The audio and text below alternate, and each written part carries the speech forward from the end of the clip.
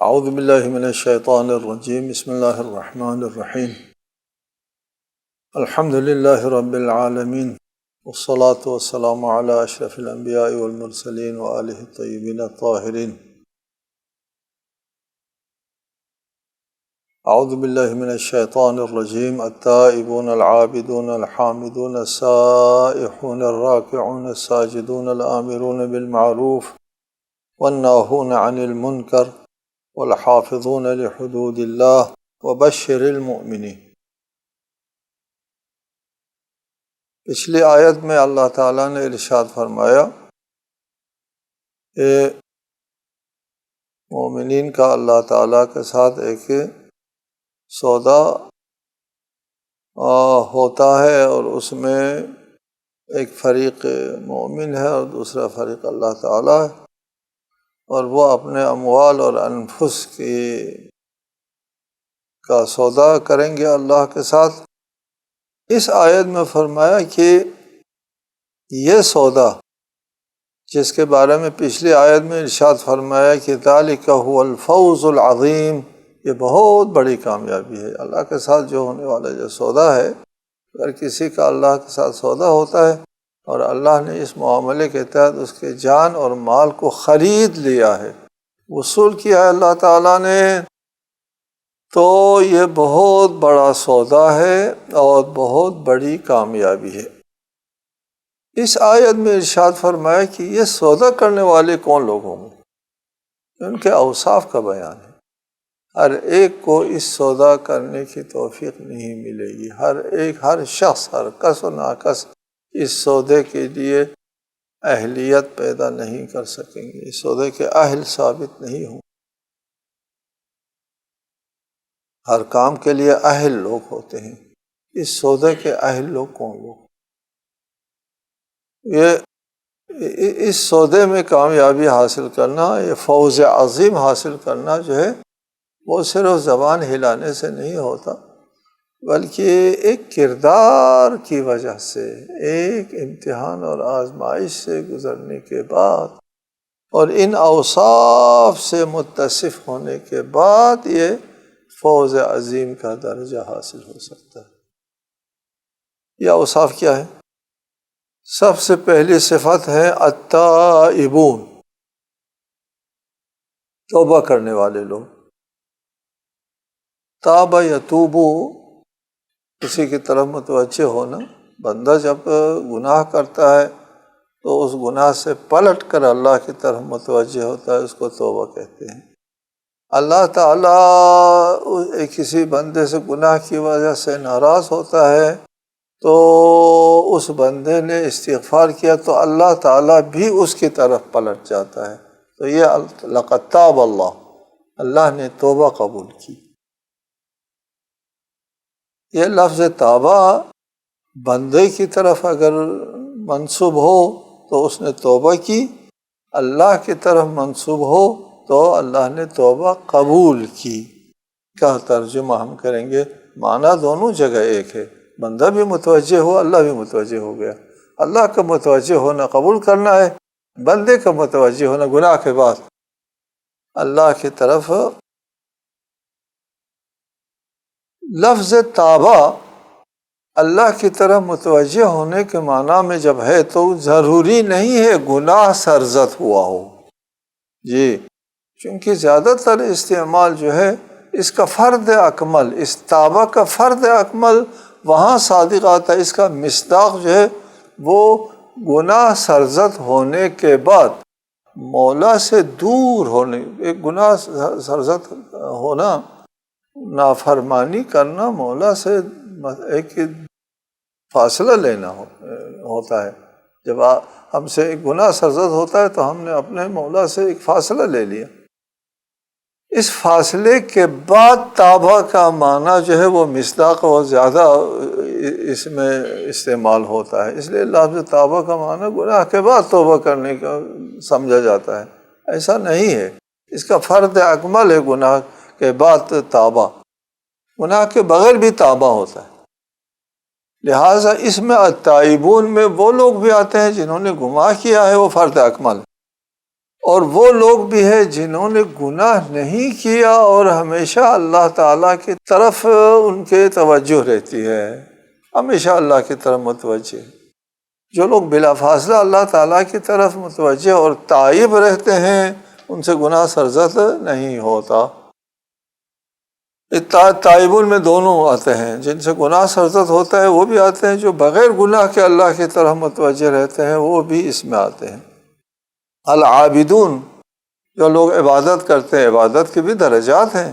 معلوم ہے کہ ایک عبادت جو ہے وہ خوف جہنم کی وجہ سے بجا لاتا۔ کچھ لوگ جو ہے عبادت کرتے ہیں طمع جنت کی وجہ سے۔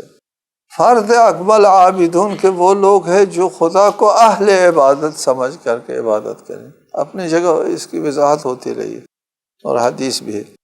الحامدون، اللہ تعالیٰ کی حمد و ثنا کرنے والے۔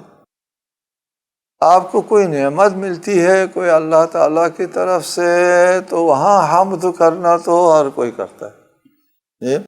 کچھ لوگ ایسے ہوتے ہیں جو نعمت ملنے کی صورت میں اللہ کی بندگی کرتے ہیں لیکن نعمت چھن جانے کی صورت میں بندگی چھوڑ دیتے ہیں۔ یہ لوگ جو ہے وہ اللہ کی یک طرفہ عبادت کرنے والے ہوتے ہیں۔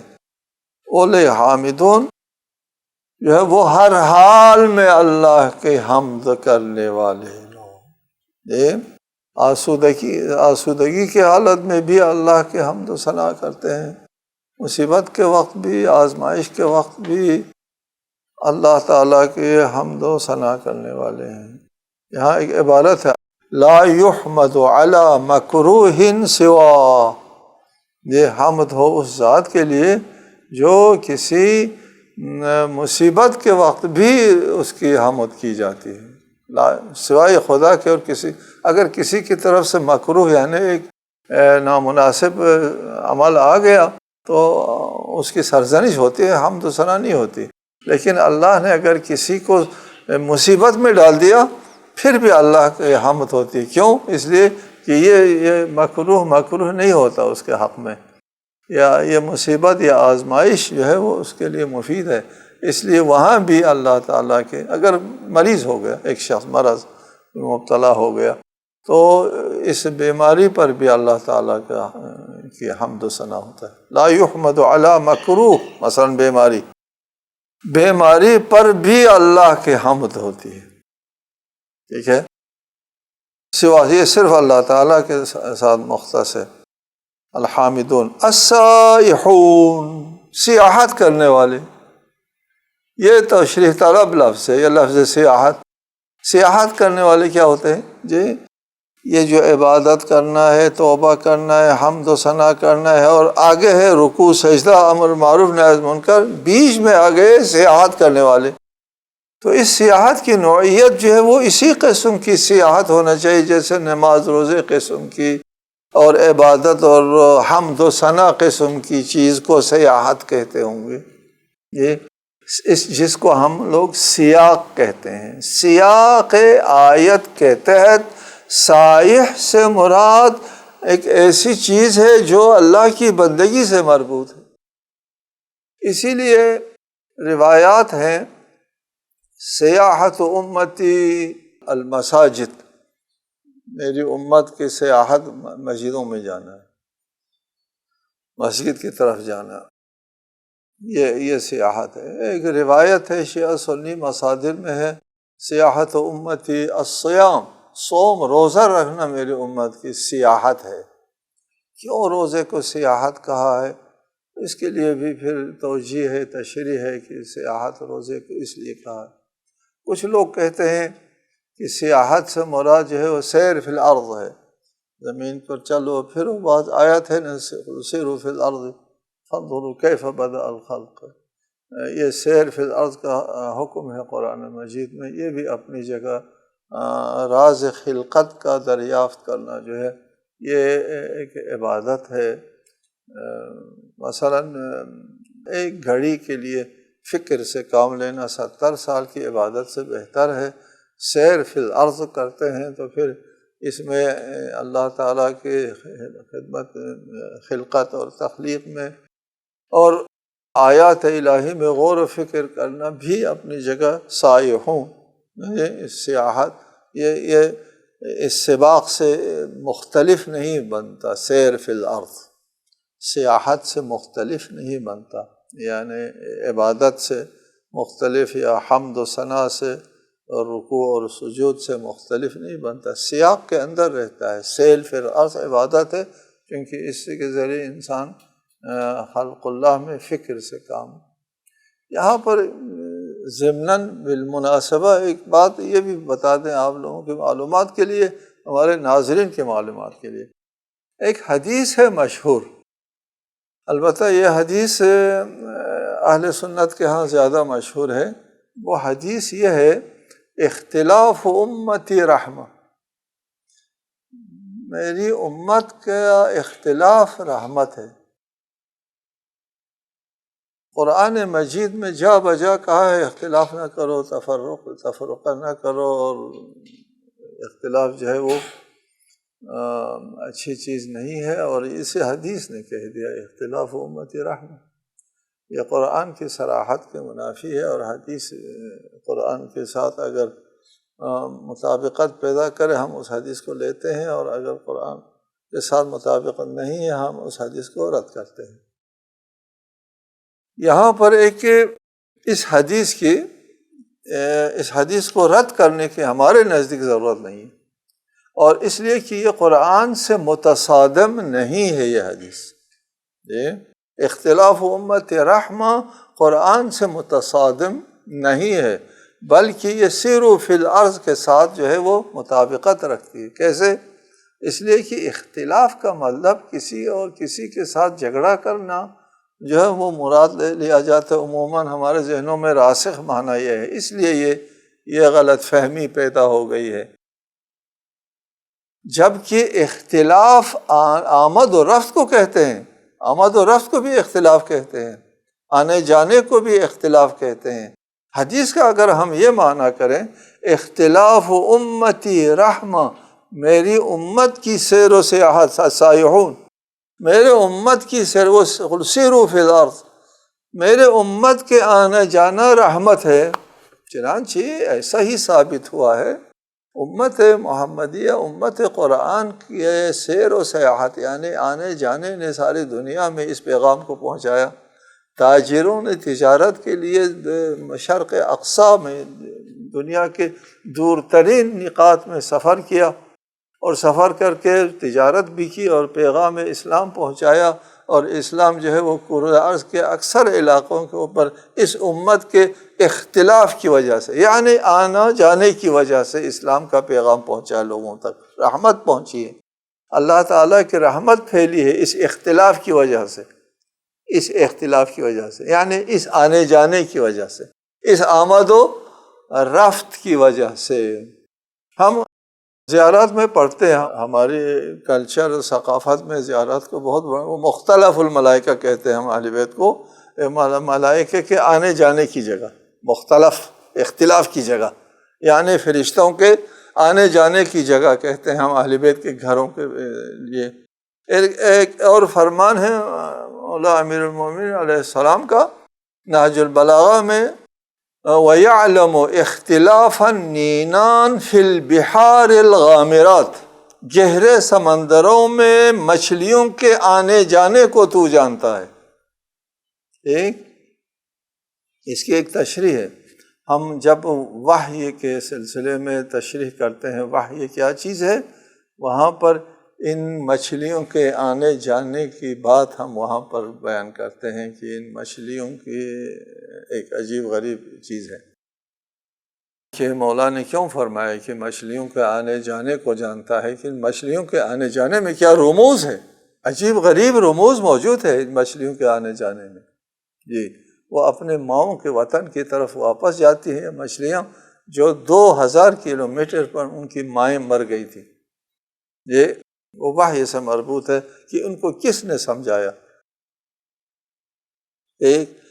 یعلم اختلاف النینان فی البحار الغامرات، وہ گہرے سمندر میں مچھلیوں کے آنے جانے کو جانتا ہے۔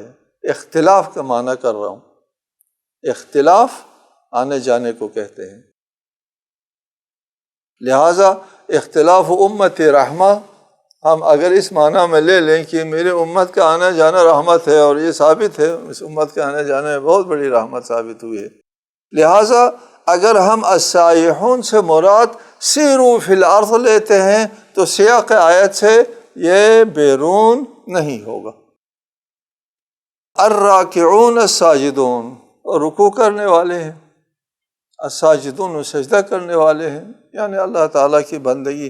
اوپر ارشاد فرمایا التائبون العابدون، عبادت ایک وسیع مفہوم رکھتی ہے عبادت، لیکن ان میں خاص کر عبادت میں رکوع اور سجدے کو زیادہ اہمیت ہے، اس لیے ذکر الخاص بعد العام ہمیشہ ہوتا ہے، ایک عام کے ذکر کے بعد، جس کے عابدون میں راکعون ساجدون بھی آ جاتے ہیں، لیکن یہ سجدہ اور رکوع کی اہمیت کی وجہ سے ان کا اس مستقل طور پر دوبارہ ذکر ہوا ہے۔ اور اسی طرح الآمرون بالمعروف والناہون عن المنکر، جو امر معروف کرتے ہیں نہی از منکر کرتے ہیں۔ یہ امر معروف نہی از منکر کے اوپر ہم نے ایک مرتبہ سیر حاصل گفتگو کرنا ہے، کیونکہ اس سلسلے میں مختلف آیات آنے والی ہے، وہاں ہم اس سلسلے میں مفصل بات کریں گے کہ اسلامی معاشرے کی تطہیر کے لیے، اسلام کی معاشرہ سازی کے لیے، اسلام ایک انسان ساز مذہب دستور حیات ہونے کے اعتبار سے اس میں امر معروف نہی از منکر کو کیا کردار حاصل ہے، بہت اہمیت حاصل ہے۔ امر معروف اور نہی از منکر کی زندگی کا کوئی شعبہ ایسا نہیں ہے جو امر معروف نہی از منکر سے متاثر ہوئے بغیر رہ سکے، یا امر معروف نہی از منکر کے وجود میں آنے سے یا اس کے چھوڑنے سے، دونوں صورتوں میں متاثر ہوں گے۔ امر معروف نہی از منکر ایک مؤثر چیز ہے پورے معاشرے کے ہر شعبے کے لیے، اس میں سے ایک شعبہ حیات جو ہے وہ ہماری سیاسی زندگی ہے، حدیث میں ہے، وہ قابل توجہ ہے۔ اس امر معروف نہی از منکر سلسلے میں حدیث میں ہے کہ اگر کوئی قوم امر بمعروف نہی از منکر کو ترک کرے، اس کے نتیجے میں ظالم حکمراں ان پر مسلط ہو جائیں اور پھر وہ اس ظالم سے جان چھڑانے کے لیے دعا کریں تو ان کی دعائیں قبول نہیں ہوں گی۔ یہ حدیث ہے، دیکھو یہ حدیث نہایت قابل توجہ ہے کہ امر معروف نہی از منکر کا تعلق سیاست سے، معاشرے کے ہر شعبے سے، زندگی کے ہر شعبے سے امر معروف نہی از منکر کا تعلق ہے، کہ اگر آپ امر معروف نہی از منکر نہیں کرتے، ایک بے شعور معاشرہ وجود میں آئے گا۔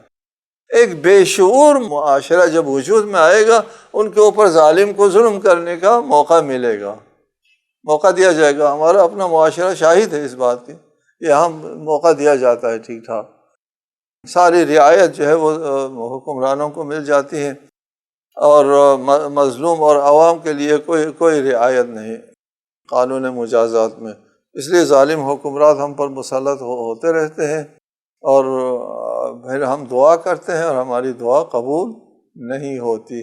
اگر امر معروف نہی از منکر کا عمل جاری رہتا، ایک باشعور معاشرہ وجود میں آتا، اور اس معاشرے، روشن معاشرے میں کوئی بھی حکمراں عوام پر ظلم نہیں کر سکتا، یہ عوام کے حقوق کو پامال نہیں کر سکتا کوئی بھی ظالم حکمراں۔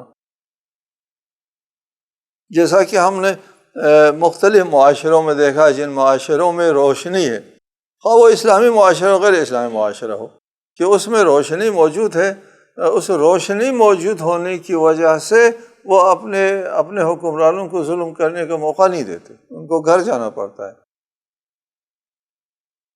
الآمرون بالمعروف، یہ توفیق اللہ کے ساتھ سودا کرنے کی توفیق جو ہے وہ امر معروف نہی از منکر کرنے والوں کو ملے گی۔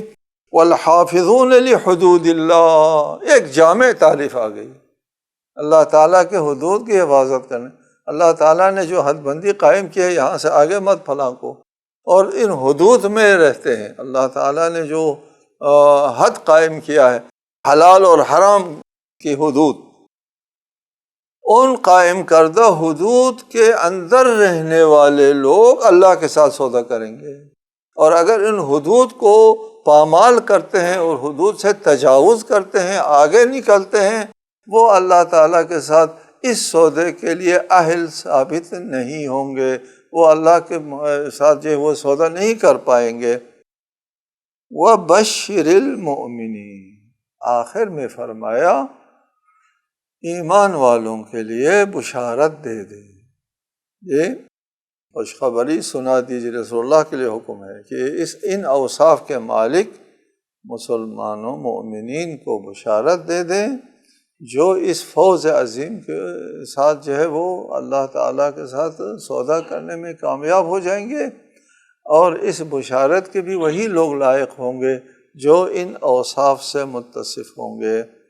انشاءاللہ تعالیٰ خداوند عالم توفیق دے ہم کو کہ ہم اللہ تعالیٰ کے ساتھ سودا کرنے کے اہل ثابت ہوں، اس لیے کہ ہر زمانے میں یہ سودا، یہ میدان قتل و قتال، جہاد بالمال، جہاد بالنفس صرف مقاتلے تک محدود نہیں ہے، جہاد کے مواقع جو ہے وہ اس وقت ہمارے پاس بھی ہے، ہمارے سامنے بھی ہے۔ یہاں ہمارے معاشرے میں جو خامیہ ہے، جو خلا ہے، جو خرابی ہے، ان کے خلاف اگر آپ اپنے مفاد کو قربان کرتے ہیں، یہ جہاد بالنفس ہے۔ ایسے ان اعداء عدوک نفسک التی بین جنبیک، جو اپنے نفس کے ساتھ جہاد کر سکتا ہے وہ میدان قتال سے زیادہ اہم ہے، وہ لوگ جو اس میں قتال کریں گے۔ نفس کو اگر وہ مار سکتا ہے وہ بہت بڑا مجاہد ہے۔ انشاءاللہ تعالی خداوند عالم ہم کو اپنے توفیقات خیر سے نوازے۔ السلام علیکم ورحمۃ اللہ وبرکاتہ۔